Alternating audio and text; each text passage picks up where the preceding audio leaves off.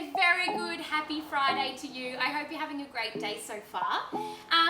We are here, Ava and I'll introduce Ava properly in a minute. We are here for a fun Easter activity that we're going to share with you.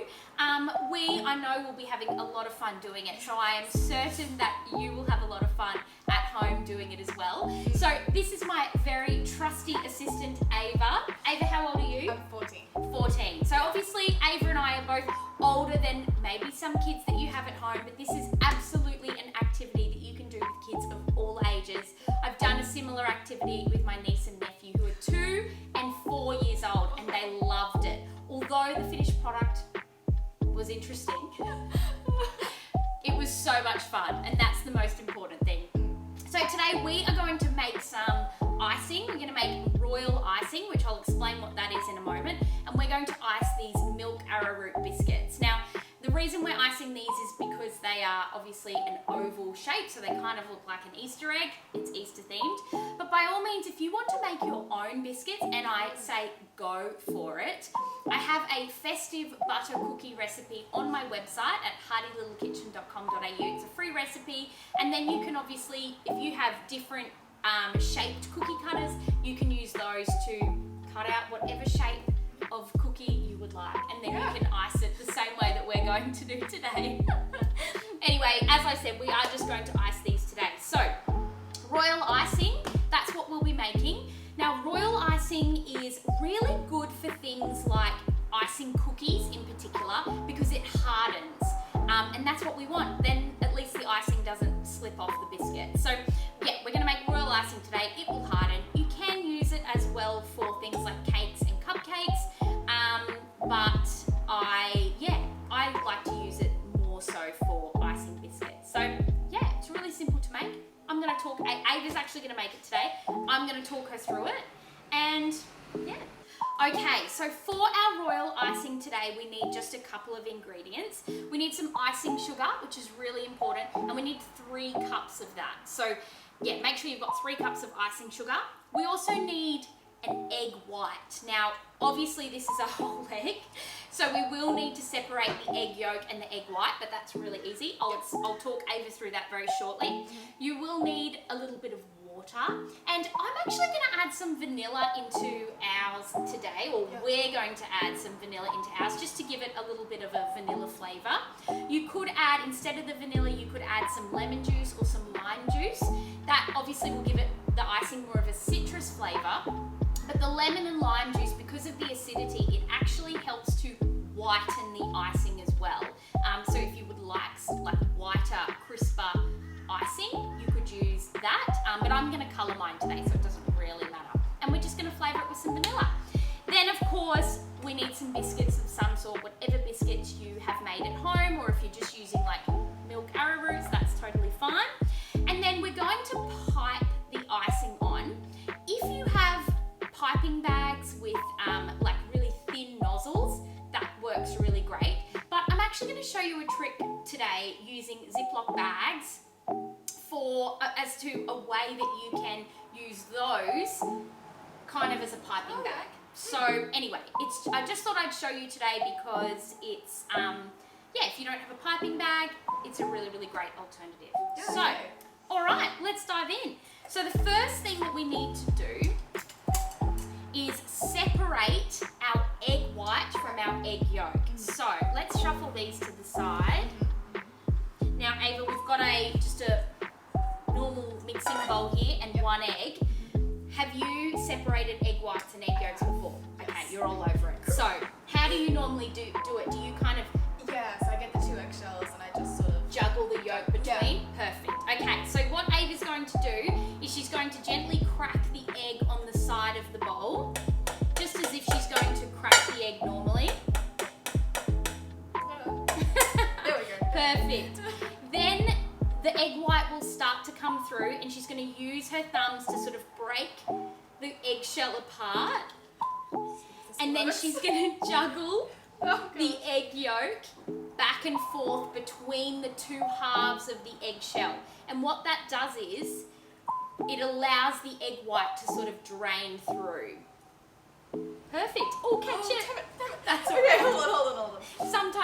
happens. Sometimes the eggshell breaks the yolk, but like Ava's done, she's just using the shell to scoop it out. It's totally fine. For something like this, it's probably not it's not like the end of the world if you get a little bit of yolk in. Perfect. One other way you can do it is you can actually crack the whole egg into the bowl, and then you can use your hands and just scoop out the yolk. Really? Yes. Obviously you get messy hands, but Does this really matter? All right, let me get you a little bowl, Ava. Okay. And then you can just pop the yolk and shells or whatever in that. Then what we're going to do is whisk using a whisk. We're going to whisk the egg white up. We don't want to go crazy. We just want to whisk it until it's a little bit foamy. Alright, yep. Okay. So I'll let you do that.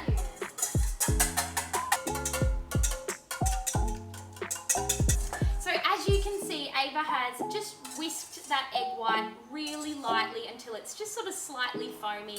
Yeah, and she's done a great job of that. Well done. No worries. Okay, so now what we need to do is to measure our icing sugar and to sift it into the egg white. The reason we want to sift it is because icing sugar tends to be quite clumpy and you get sort of bits that stick together. So we want to get rid of those bits so that it's nice and smooth, okay? So I've got my sieve here and I'm just going to pop that into the bowl like that.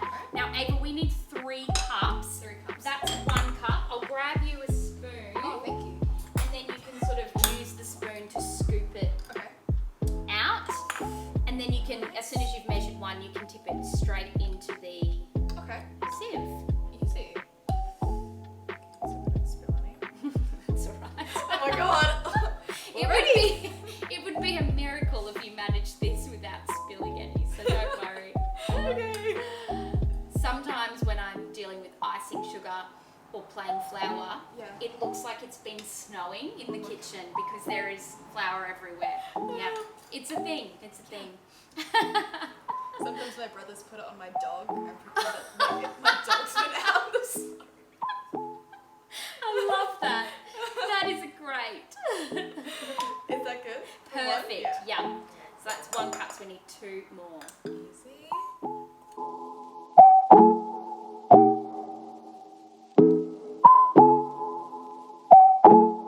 Alright. Cool. Okay.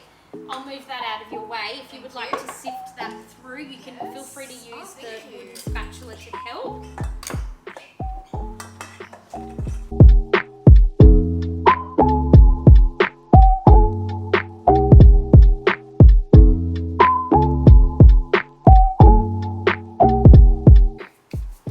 Next thing, we're going to add in just a squeeze of that. Technically, you probably want about a teaspoon, but to be honest, it's a very perfect.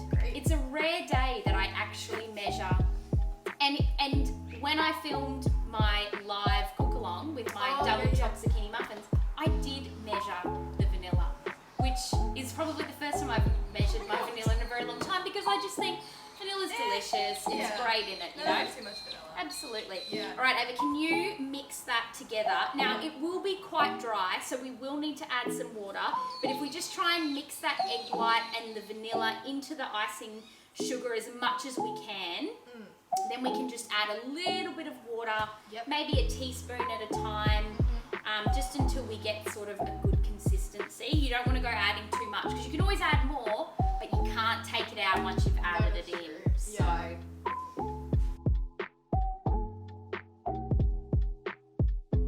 Quite dry, and Ava's tried to mix it together as best she can. So we're going to help it along by adding in a little bit of water. I'm just going to measure literally a teaspoon at a time. Mix that in. We will probably need more, but that's okay. We can just sort of add it in a little bit at a time. And these things do take time to mix, so don't sort of think, oh, it's still nowhere near enough, and keep adding, because the more that you mix, obviously the more that it incorporates, and then you'll probably find that you've added way too much. So just be patient. I know it can be hard, but be patient with this. Add in 1 teaspoon at a time. Give it a really good mix in between, because we probably only need a small amount more. 4. Yeah. That's getting there. But we will add some more. Okay. Yep. Just so that it goes into, so that it's a bit easier to pipe. If it's too hard, it'll be. Absolutely. Yeah.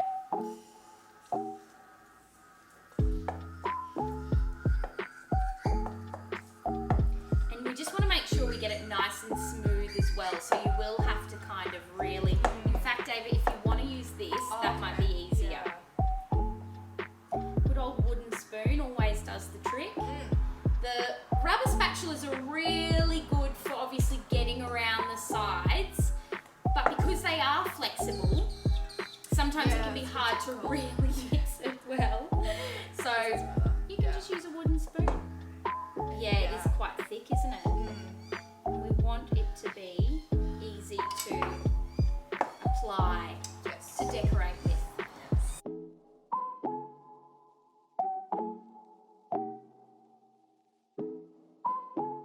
Okay, that is looking really good.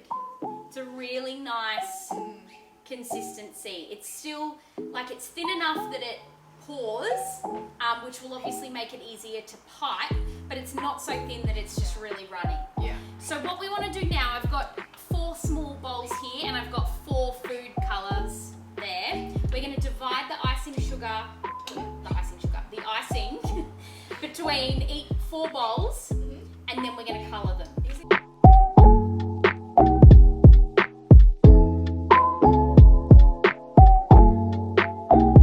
Okay, so we have 4 little dishes of icing, and we're going to colour them.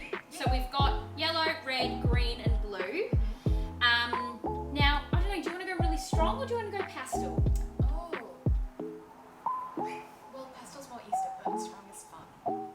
That's true. Pastel is more Easter, but strong is fun. Yeah. Pastel could be fun. Okay. Yeah. Let's start with pastel, and then if we feel like we just want to keep going, then we can do that. Yeah. So when you're colouring your icing, just start off with 1 drop at a time. So I'm just going to go 1 drop of that yellowy orange. Give it a good mix. Pretty. Yeah, it is pretty, isn't it? I reckon we might need a little bit more though. Yeah. What do you think? Yeah. Feel free to start doing the blue and the green if you would like. 1 drop at a time. No?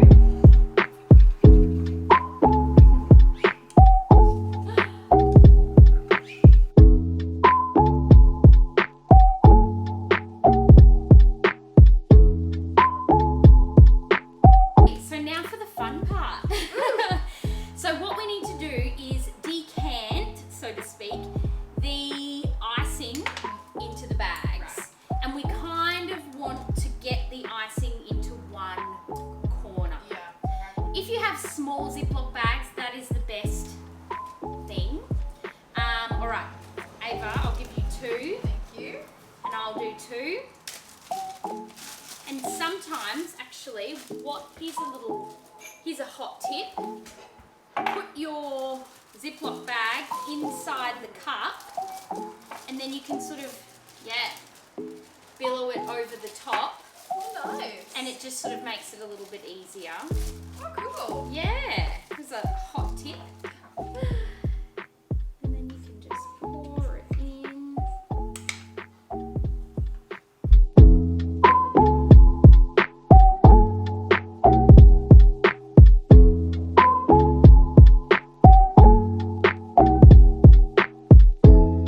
Okay, so we have our 4 icing colours in their Ziploc bags, and we're just sort of pushing the icing down to 1 corner, because what we'll do is we'll snip a small amount off the corners, and then that will allow the icing to sort of slowly come out as you apply pressure. So it essentially is like a piping bag. It's obviously just more wasteful, so we try not to do this too much. Okay, so here's a biscuit, here's an arrowroot. Okay. Now, I would actually probably, in all honesty, recommend doing the flat side. Obviously you've got this side here that has the writing on it. It's a bit more curved, there's little holes in it. But I would recommend doing the flat side just because it'll be more flat, obviously, and easier to ice. And let's see what we can come up with. Okay, so I'm just snipping a really small amount off. Yeah. Off you go, you got this. Okay.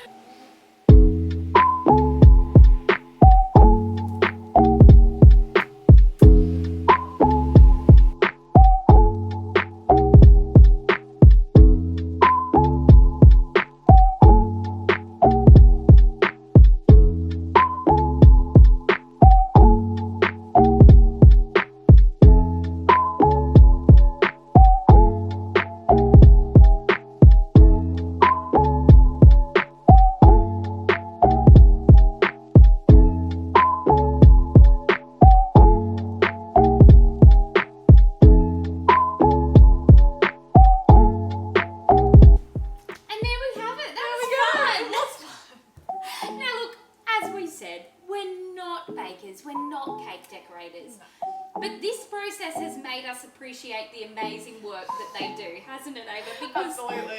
This doesn't really look like a flower, and I take full credit for that. This doesn't look like anything. I actually think it does. It's cute. Anyway, we had so much fun, which is the main thing. So I